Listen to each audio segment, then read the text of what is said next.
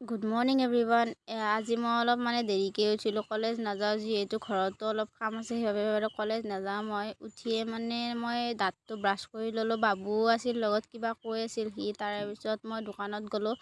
দোকানত বস্তুটো নাপাই ফিৰি আহি ভাবিলোঁ বজাৰৰ পৰাই লৈ আহোঁ। বজাৰত চাইকেলখন ওলাই মই বজাৰলৈকে আহিলোঁ। আহি বস্তুটো লৈ আকৌ ঘৰত গ'লোঁ। ঘৰৰ পৰাই আমি বাবু বোলে ফুৰিব যায়, সেইবাবে বাবু আৰু মই গাঁৱৰে ঘৰত তাতে ফুৰিব গ'লোঁ। ফুৰি আহি আকৌ বজাৰত যাব লগা হ'ল। তাৰপিছত আইতা আৰু বাবু মই এনেকৈ বজাৰত গ'লোঁ। আইতাই কিবা কিবি কিনি আছে, বাবু আৰু মই পিছে পিছে ঘূৰি আছোঁ আৰু বজাৰখনে চাই আছোঁ। বাবু আৰু মই, সিও বোলে যায়, সেইবাবে তাকো লৈ গৈছোঁ বজাৰত। সি বস্তুবিলাক চাই আছে, বস্তুবিলাকৰ ইমান দাম, সেইকাৰণে আমি আৰু চায়ে আছোঁ আমিনো কি কিনিম।